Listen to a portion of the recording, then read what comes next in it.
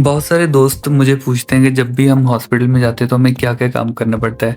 आज की वीडियो में मैं पूरा आपको बताऊँगा कि हमें क्या-क्या काम करना पड़ता है जब भी आप आईसीयू में ड्यूटी पे आते हो तो।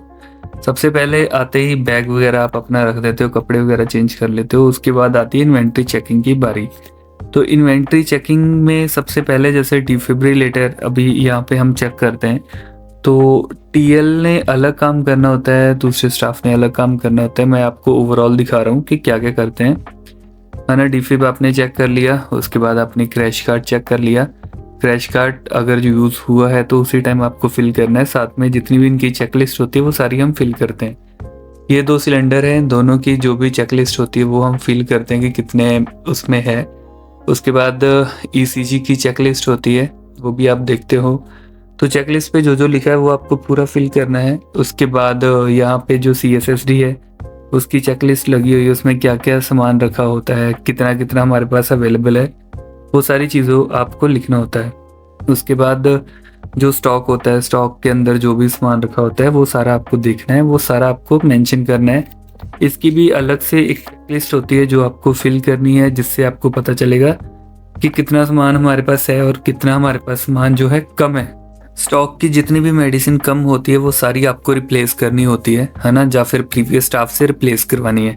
तो यहाँ पे जो-जो सामान होता है वो सारा इस पे लिखा हुआ है। उसके बाद हम आते हैं फ्रिज के ऊपर। तो फ्रिज के अंदर जो भी मेडिसिन हम रखते हैं, जिस भी मेडिसिन का जो टेम्परेचर है 2 टू 8 डिग्री के अंदर होता है, वो सारी हम फ्रिज में रखते हैं। जैसे इंसुलिन्स हो गई, अलग-अलग इंजेक्शंस हो गए, है ना? सुकॉल है और या जितने भी एट्राक्यूरिन वगैरह जो भी रखा हुआ है।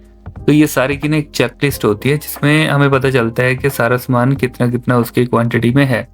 तो हमारे पास जो चेकलिस्ट है उसके हिसाब से जितना-जितना सामान हमारे पास है वो हम सब देखते हैं। उसके बाद हम चलते हैं सीधा असाइनमेंट बुक पे। असाइनमेंट बुक में क्या होता है ना कि जो भी असाइनमेंट आपको डली हुई है, जो भी पेशेंट्स आपने देखने हैं, तो वो असाइनमेंट आपको डाल दी जाती है और उसी के हिसाब से आपको पेशेंट देखने हैं। जैसे ही आप हैंडओवर लेते हो, हैंडओवर लेने के टाइम पे आप पूरा चार्ट चेक करते हो।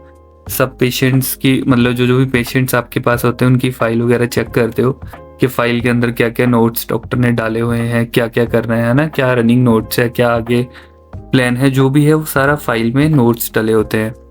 तो हम क्या करते हैं नॉर्मली अगर पुराना पेशेंट है तो उसके आप रिसेंट के नोट्स देखते हो 1 या 2, जैसे आज के और कल के। अगर आप नाइट ड्यूटी में हो तो पूरे दिन में क्या हुआ या कल क्या हुआ था, वो सारा आपको देखना है। कितने उसको इन्फ्यूज़न चल रहे हैं, है ना? इन्फ्यूज़न में क्या-क्या मेडिसिन्स उनको चल रही है, तो वो सारी मेडिसिन्स लिखनी होती है। साथ में ओवर लेते-लेते आप हैंड टू हैंड सारी दवाइयाँ भी चेक कर लेते हो कि पेशेंट के पास कौन-कौन सी दवाइयाँ हैं, कौन-कौन सी नहीं है और कौन-कौन सी आपको मँगवानी पड़ेगी, है ना?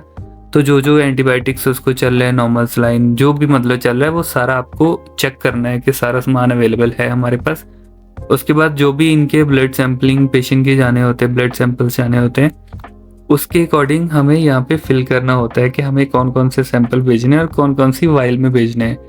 जो भी वाइल आपके सैंपल के अकॉर्डिंग होती है, उसी वाइल के ऊपर आप स्टिकर लगा के रख देते हो, ताजो आप सुबह जब भी मतलब जब भी सुबह क्या जब भी ड्यूटी में आपको सैंपल लेना है तुरंत जाओ, इसके ऊपर जस्ट लेबलिंग करो और स्टिकर लगा दो। तो जो फाइल के अंदर हमें करना होता है, एक तो आपको ये लिखना है जैसे नाइट के लिए आप क्या-क्या सुबह भेज रहे हो, वो सारे आप पहले से प्रिपेयर्ड करके रख लेते हो। जैसे डॉक्टर ने आपको बोला है कि सीबीसी, एलएफटी, आरएफटी भेज दो, तो आप पहले से ही लिख के रख लेते हो कि आपका जो काम है सुबह के लिए पड़ा नहीं रहना चाहिए, है ना?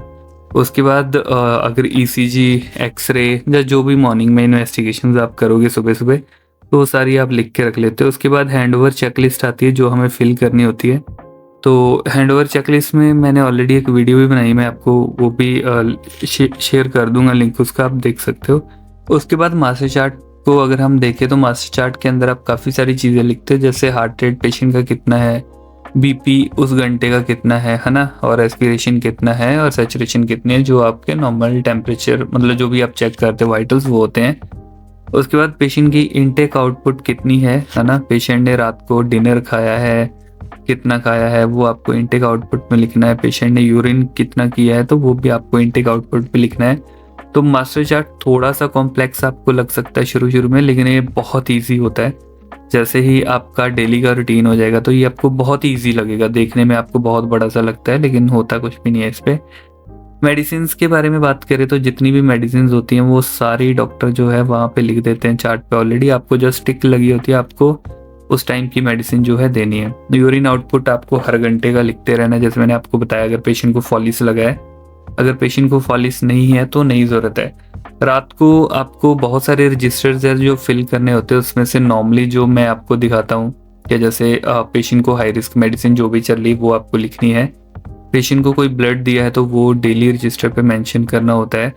HIC सर्वेलेंस वाला जो रजिस्टर होता है, इसमें क्या होता है कि आपको जितने पेशेंट के फॉलिस या जो भी होता है वो सारा इसमें दिया होता है।